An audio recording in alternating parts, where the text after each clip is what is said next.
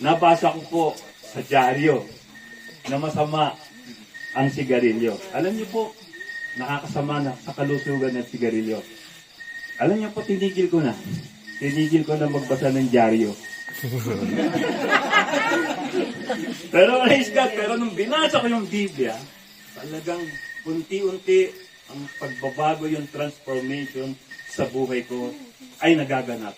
Sabi nga sa kanta, binabago mo ako araw-araw, ngayon, bukas at kailanman, di ba?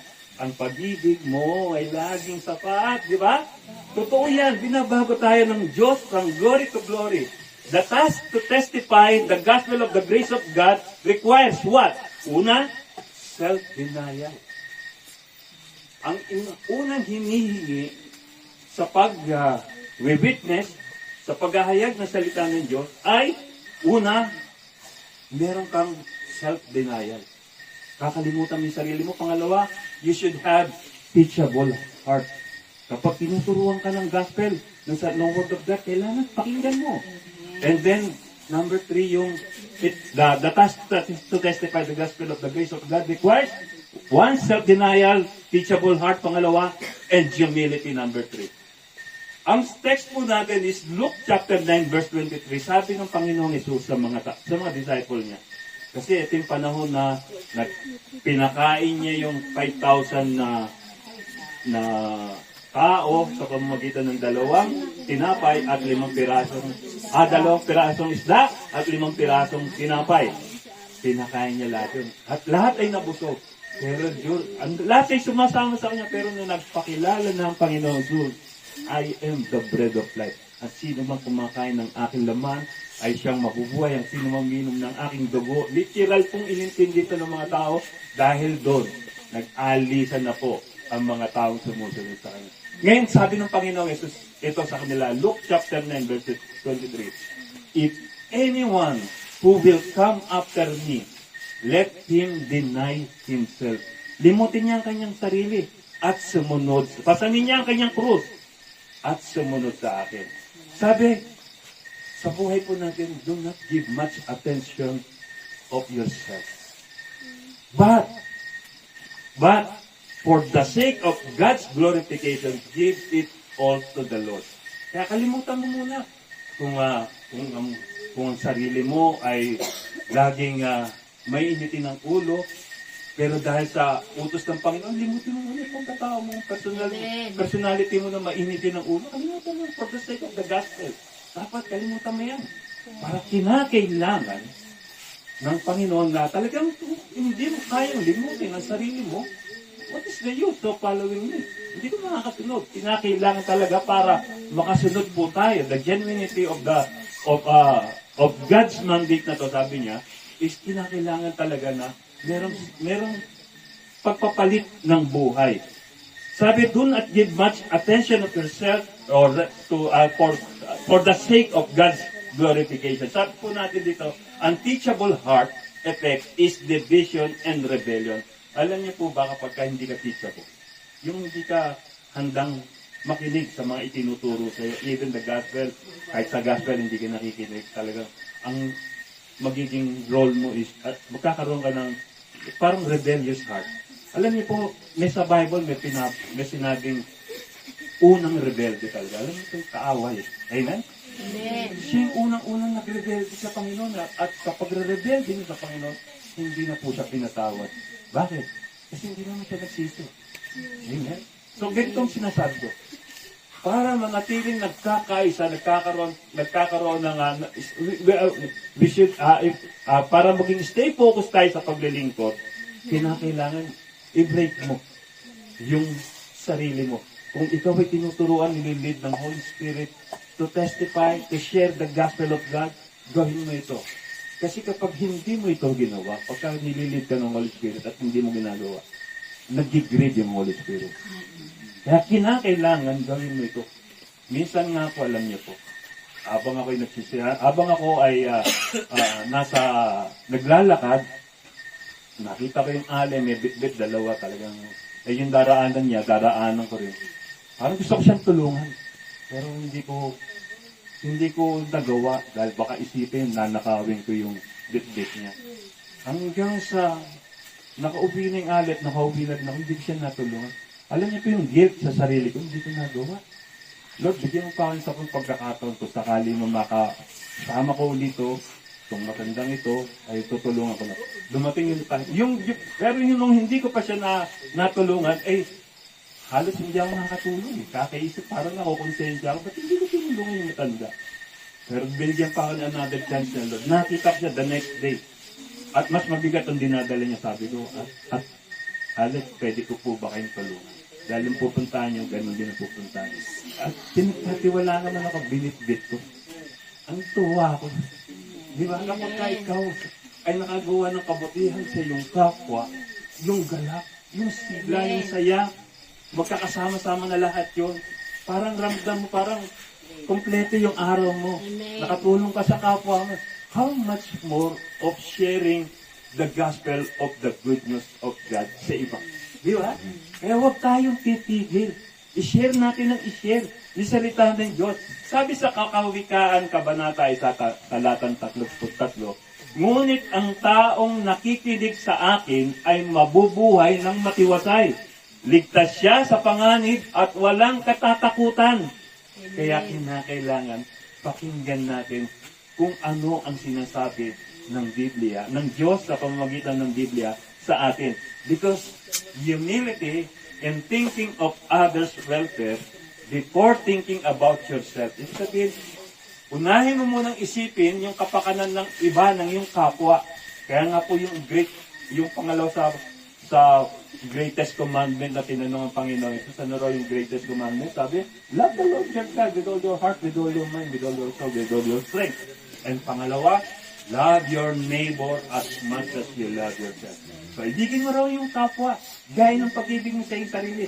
So, kailangan ng humility daw po, ay yung thinking of others first, yung benefit of others first before yourself. Ganon, sabi po kasi, sa Matthew chapter 8, verse 35, sabi, for whoever wants to save their life will lose it. But whoever loses their life for me and for the sake of the gospel will save it. Diba? Ang sino man daw nag-uukol, ay sino raw nagmamahal sa kanyang buhay, siyang mawawalan nito. Subalit kung ang buhay mo ay ibinibigay mo sa Panginoon for the sake of the gospel, ay ikaw ay magkakaroon.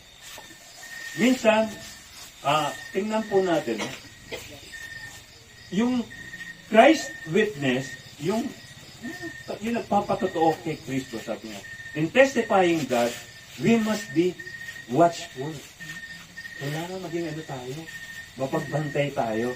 Sabi sa 2 Timothy chapter 4 verse 5, but you be watchful in all things, endure affliction, do the work of the evangelist, fulfill your ministry. Pangalawa, na kinakailangan ng mga witness o yung mga nagte-testify ng salita ng Diyos, kailangan sila ay patient. Matyaga. Sa ikalawang Timoteo, Kabanata 4, talata 5, sabi, ngunit ikaw, maging mahinahon ka sa lahat ng oras, magtiis ka sa panahon ng kahirapan, gampanan mo ang tungkulin ng isang mangangaral ng magandang balita at pagbutihin mo ang iyong paglilingkod. So, kinakailangan daw po kapag tayo ay naglilingkod sa Panginoon, gampanan natin ito ng buong hinahon, pagtsatsaga. At pangatlo, sabi niya, kailangan immovable ka, hindi ka natitinag.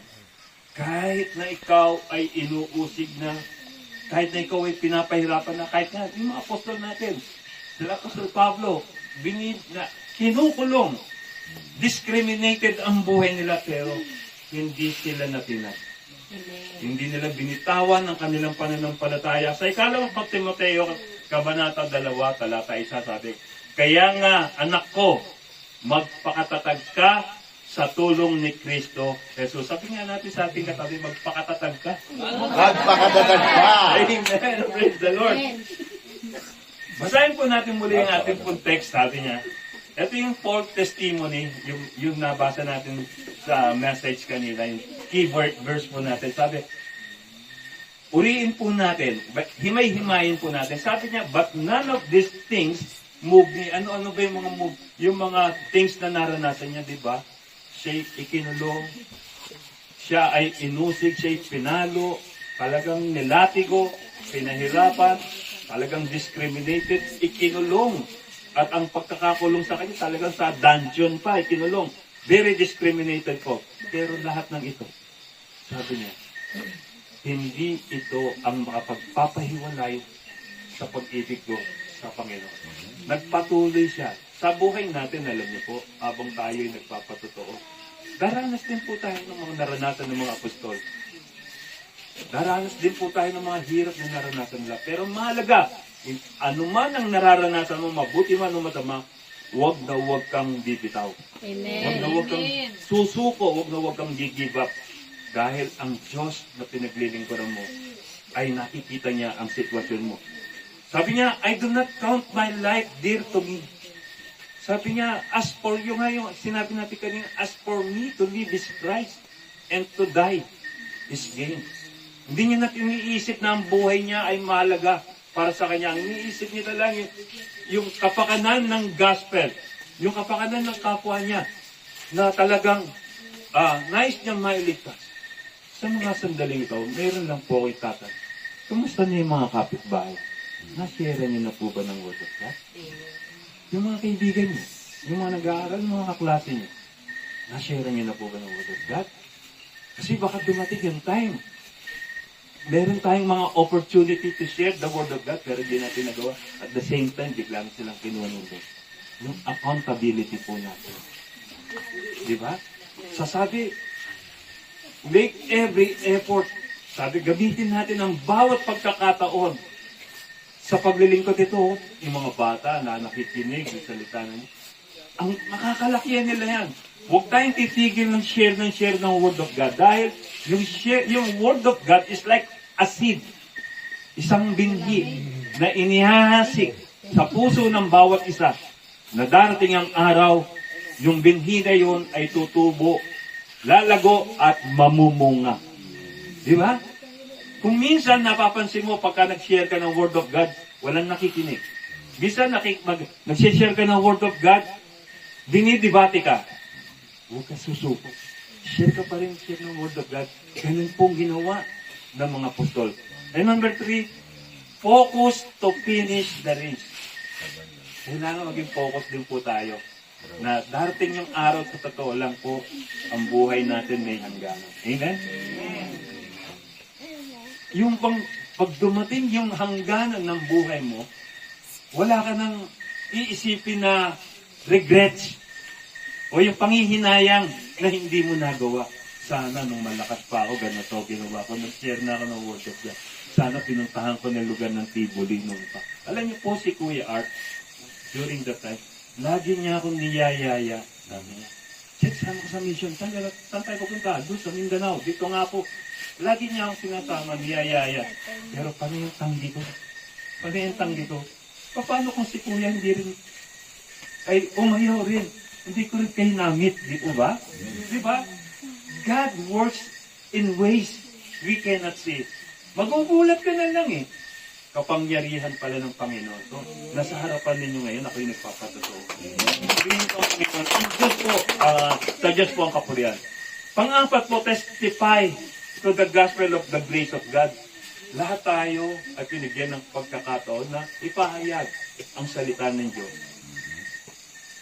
I-share yung salita ng Diyos sa ikaliligtas ng mga tao. Binigyan po tayo ng pagkakataon. And our transformed life is our testimony to others. Di ba? Paano ka magpapatotoo sa mga taong hindi pa sumasampalataya kung wala ka pang transformed life? Di ba? Kailangan ipakita mo. Kaya nga po ngayon, nagsishare ako yung buhay ko na binago ng Panginoon. Yun po yung aking testimony.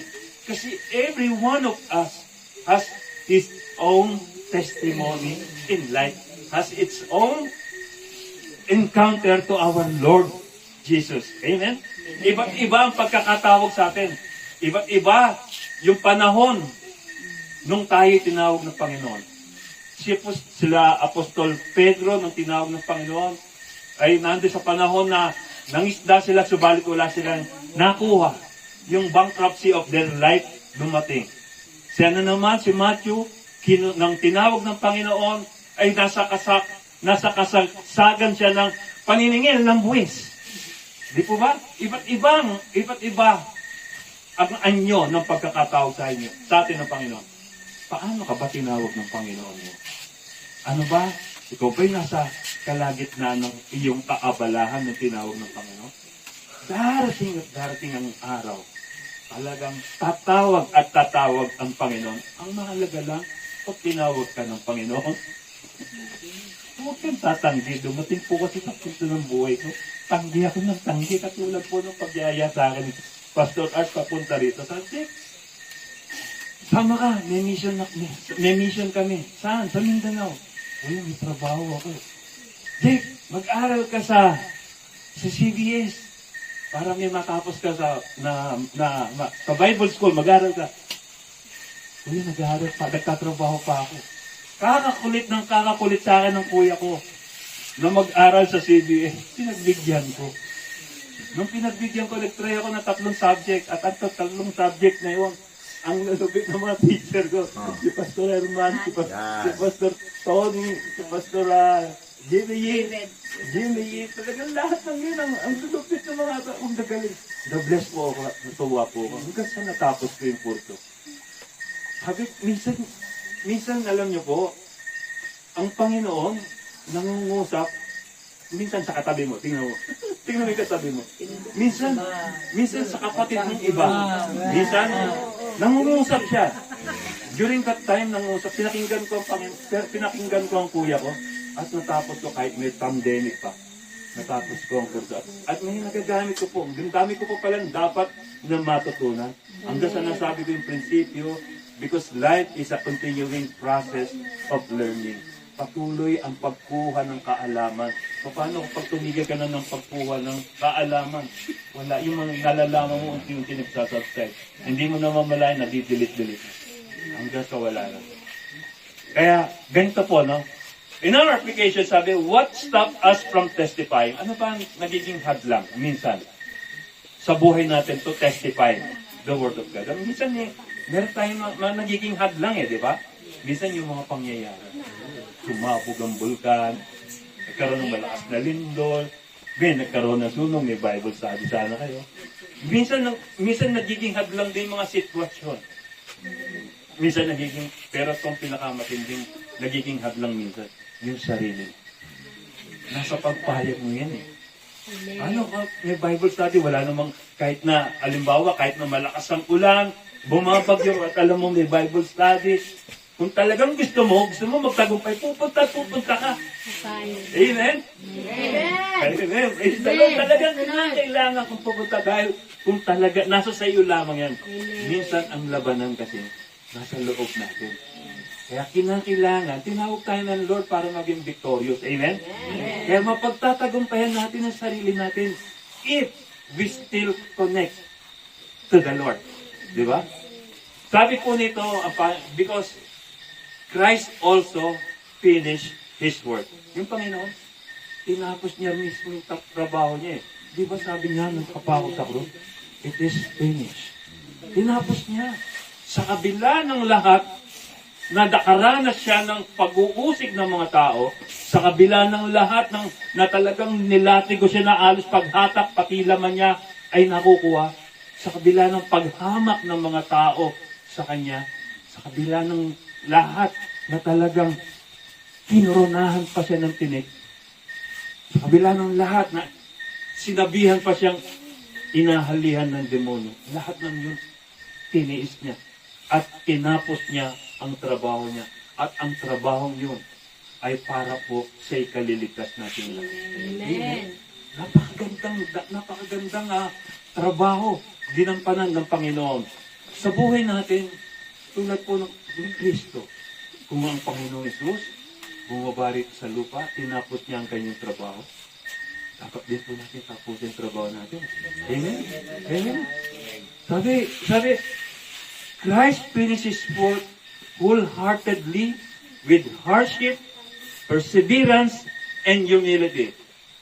Sa Philippians chapter 2 verse 7 sabi, He made Himself nothing by taking the very nature of a servant, being made in human likeness.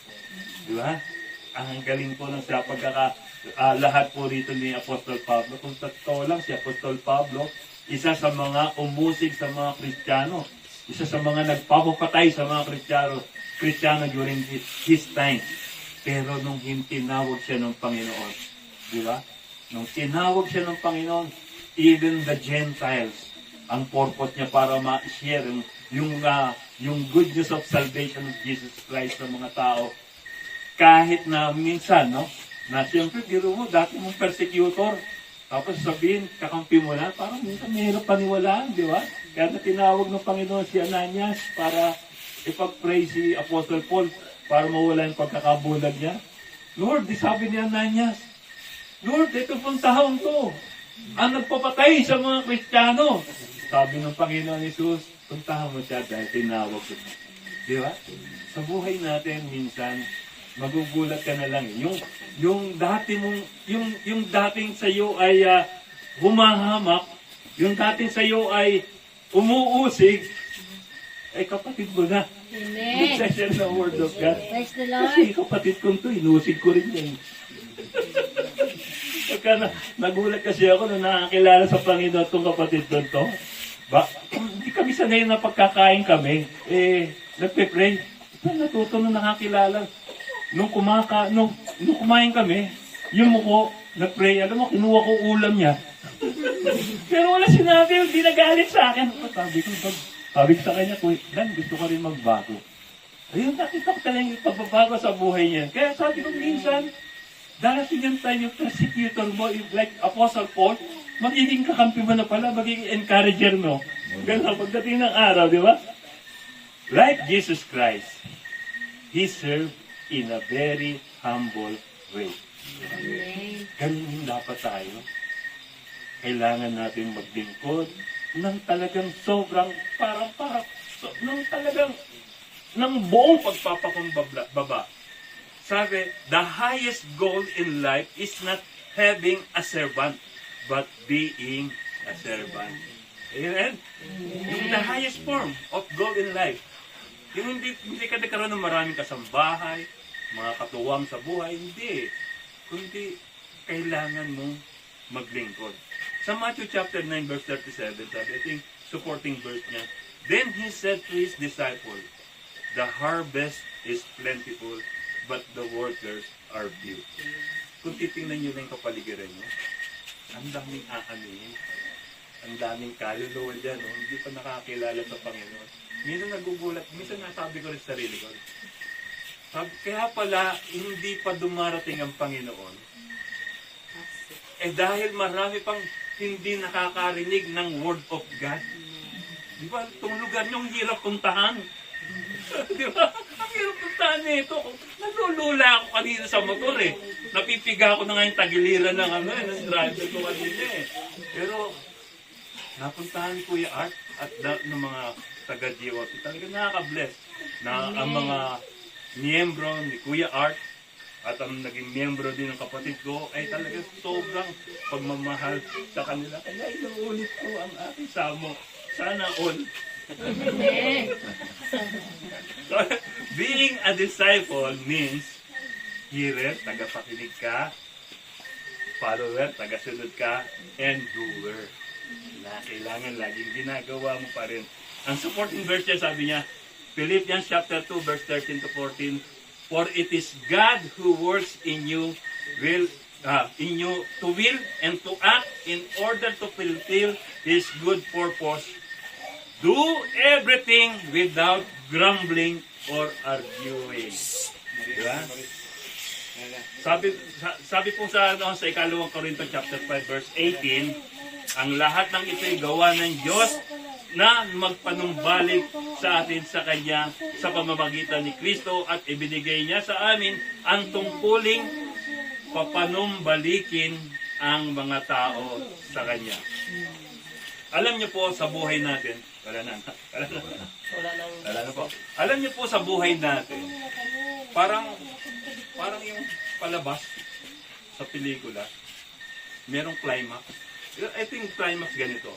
Nasa kasagsagan ka na ng panonood mo ng TV, alimbawa, tulad nito nangyayari natin. Nasa kasagsagan ka na ng pakikinig ng Word of God, biglang nag-brown out. Di ba? O di ba, halimbawa, nasa kasagsagan ka na ng pakikinig kasagsagan ka na ng panonood ng TV, yung bang habulan na, talagang yung talagang maghihiganti na yung bida, biglang mag-brown out. Di ba? Mabibitin ka, di ba? Minsan nasabi ko po kasi ganito, kaya nasabi ko yan. Nung December 23, 2015, yung aming pinakamasayang reunion. Amen. Pinakamasayang reunion ng family reunion ko. Yun po. Sobra halos, nakikita nila Fernand at sila Pastor Royan nung time na yun, dahil nakakasama sila. Halos ayaw na maghiwalay ng magkakapatid, ng mga magpipinsan, dahil gabi na, parang ayaw pa rin maghiwalay. Nasabi ko sa sarili ko, Lord, sana naging ganito, kasaya. Pero nung dumating na yung 2016, namatay si tatay, gano'n. Kinuha niya namatay si tatay. Sobrang lahat kami ay nalungkot at dumating pa yung Nobyembre, malapit na mag-birthday yung panganay na anak ni Pastor Art, namatay rin. Sobrang lungkot. Alam niyo po, bago namatay yun, dahil napakabata pa. Lord, sabi ko, napakabata pa ng pamangkin kong ito. Alam niyo po yung sabi ko, yung prayer ko sa Lord, Lord, kung kinakailangan yung buhay ko, idagdag yung length ng buhay ko, idagdag ko sa Kanya, ibigay mo, Lord. Sabi ko sa prayer ko yun. Talagang madaling araw yun, talaga yun ang longing ko. Dahil gusto ko pa siya makuha. Napakabata pa ng pamangkin ko, Panginoon. Sabi ko, kaya nangusap ang Lord sa akin. Alam niyo sa akin ang Lord sa akin. Pinagbasa sa akin. Naihanda ko na, anak, ang kanya silid. Kaya, yung time na yun, sobra man sa lungkot ko, ay wala na akong magawa. Dahil, kung alam mo, tumutugan pa rin ang Panginoon. Even in a very silence of your prayer, sumasagot pa rin siya. Tapos hindi pa natapos yun. Namatay rin si Nana. Katatapos pa lang ng saya ko na, 2015. Tapos sumunod naman si Nanay. Ito ang pinakamulit ko. Si Kuya Art, yung kinuha ng Lord. Nasa kasagsagan kami ng... Nag-jogging pa kami ni Pastor Art eh. Nasa kasagsagan kami ng mga pagliling ng partnership namin. Ando na, willing na ako sumama sa kanya. Sabi ko pa nga sa kanya, bago siya mawala, sabi ko, di ba kuya, sasama mo pa ako sa mga bundok na pinupuntahan mo? Oo, sige. Sabi niya, sabi ka, pag-pray mo. Nag-pray kami. And I pray that yung sa patulad ng prayer na binigay ng Lord kay King Hezekiah, Lord, kung si King Hezekiah binigyan mo ng 15 more years sa buhay niya, dalangin ko, Panginoon, bigyan mo rin po ng 15 more years si Kuya Art. Sabi ni Kuya Art, Amen, Lord. Wow. So, talagang wala tayong magagawa. Dumating yung time, binigyan din naman ng Lord ng 15 si Pastor Art. Kaya lang hindi years eh. 15 hours para mabuhay. Sobrang lungkot po nang nangyari sa buhay namin. Yung time na yun, sobra. Nasa climax na kami, biglang nangyari ganito. Climax na ng buhay namin, biglang nangyari to. Sabi ko sa sarili ko, Lord, sino po yung susundin namin? Sino po mag-guide sa amin?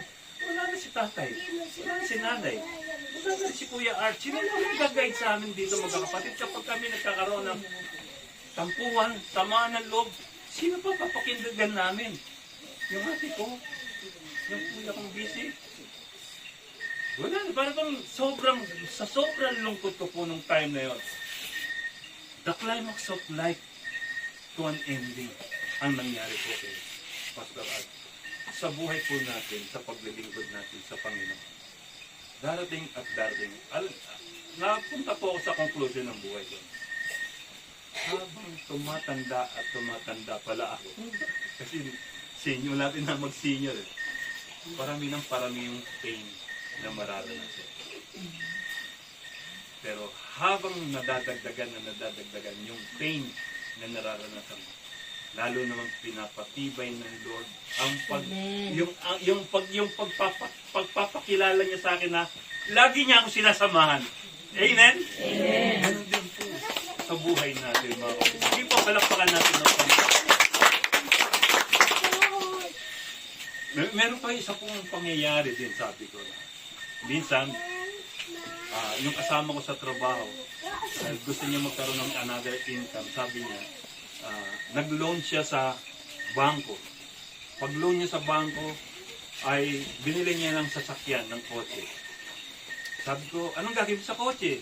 Hindi, i-grab ko yan, sabi niya. Para meron na akong income sa trabaho, may extra income pa ako sa pag-grab at may panghulog pa ako sa kanya. Okay, maganda, no? So, naging maganda ang takbo. Nakakapag-grab siya, kumikita siya, at the same time, may sweldo pa siya. Okay, kaso dumating yung pandemic. Lockdown lahat. Di po ba? Walang travel na nangyari. Ano nangyari dun sa sasakyan niyan at nawalan pa siya ng trabaho? Sa buhay po natin, dumating yung COVID. Amen? Dumating sa buhay natin yung lockdown. Wala tayong naranasan natin. Yung nag-solo tayo, nawalan tayo ng income, nawalan tayo ng mapagkakakitaan. Pero yung time na yun, buhay pa si Pastor Art, ang lagi niya sinasabi sa akin, meron pa rin parang mga uwak. Para siyang si Elijah, sabi niya, may mga parang uwak, pero tao mukha lang uwak. Na nagpapadala ng pagkain lagi sa kanya. Diba? Natutuwa ako nung mapakinggan ko yun eh. Yung time na yun.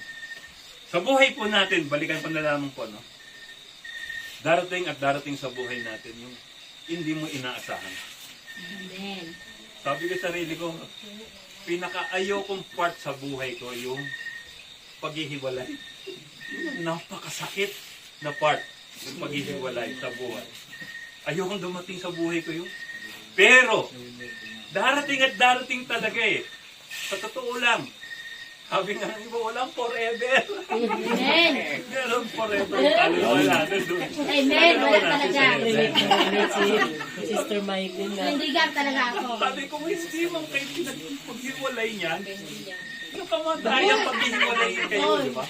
Pero pinaka-best part na gusto ko sa buhay ko, yung merong dumarating na bagong di ba? Di ba? Di ba? Even sa church at pag may dumarating na bago, di ba? Ang saya. Di ba? Yung sa pamilya namin, pag may bagong silang nadagdag sa family namin, ang saya. Di ba? Yun ang pinakamagandang part. Pero sa totoo lang, kahit na hindi magandang part, yung malungkot na part yung paghihiwalay, merong paghubog na ginagawa ang Diyos sa buhay natin. Amen? Sige po tayo po lahat ay tumayo.